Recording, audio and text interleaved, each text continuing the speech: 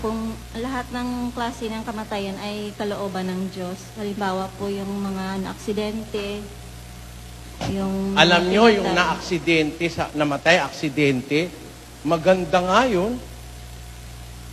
Baka sabihin nyo, pangit yun, brother. Maganda. Meron ako nakita na aksidente, hindi niya man siguro alam na namatay siya. Biglang-bigla, split second, tinamaan siya. Wala na siyang naramdaman, palagay ko eh. Meron ako nakitang ganun. Wasak yung ulo niya, mabilis. Oh, ngayon, sasabihin ng iba, ay, ang pangit ka, malagim. Hindi po. Alin ang gusto nyo? Patay ka agad? O isang taong ka muna ang hirap na hirap bago ka namatay?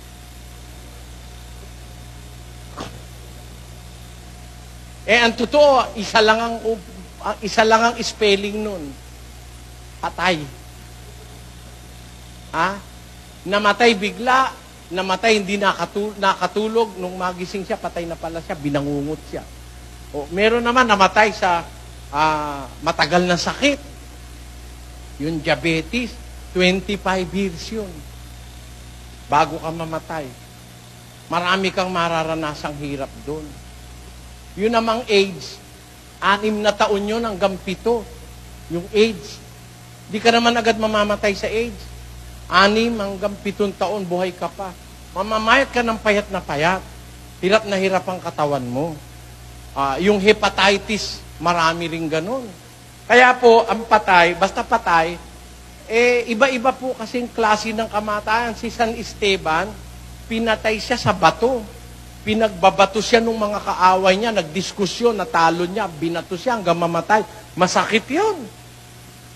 Yung bato, hindi ka naman makakabuhat ng yung isang malaking adobe, pwede mo bang ibato yun? Ang bigat nun. Yung bato na ipinambabato ng mga Hudyo nung araw, mga ano lang yun, kaya lang ng kamay. Biro mo, bago ka mamatay nun, maraming bato tatama sa'yo. Si Juan Bautista, hindi ba pinapugot ni Herodes yung ulo, nilagay sa plato? O, patay din yun. Si Kristo, pinako sa krus. Patay din. Kaya iba-iba pong klase, pero basta namatay ka, ibig sabihin, pumayag ang Diyos na ganon.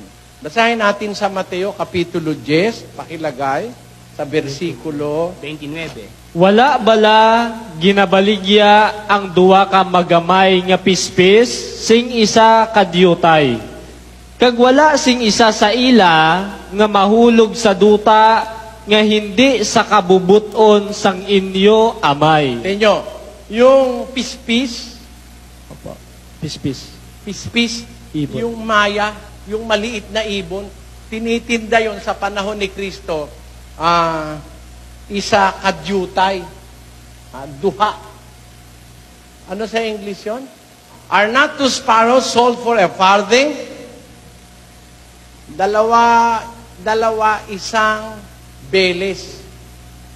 Yung isang beles, parang nung araw, maliliit kami, yung isang pera, sino po nakakita nung isang pera rito, nung araw? Yung isang sentimo, yung malaking ganon, yung tanso, sino po nakakita nun? Nagpapanggap yata kayo ng mga batang-bata pa eh. Nakakita kayo nun. Yung ganyan, no? Binibili ko noon isang perang candy, 10. O kaya yung tira-tira, marunong kayo noon, yung tira-tira, yung mahabang candy, ganun makunat. Isang pera, isa noon eh. Minsan, 2 isang pera, yung tira-tira. Napakamura lang ng isang pera. Ang maya, 2 lang isang pera nung panahon ni Kristo.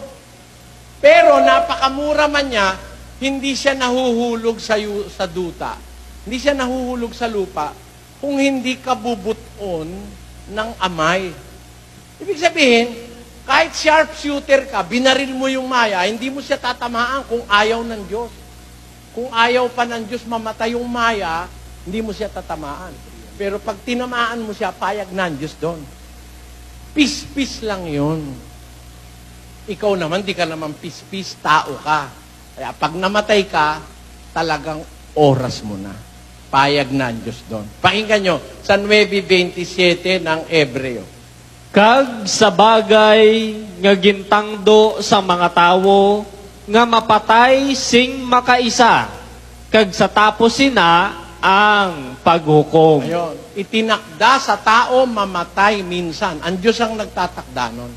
Kaya po, pag namatay, kahit anong klaseng kamatayan, takda po ng Diyos yun.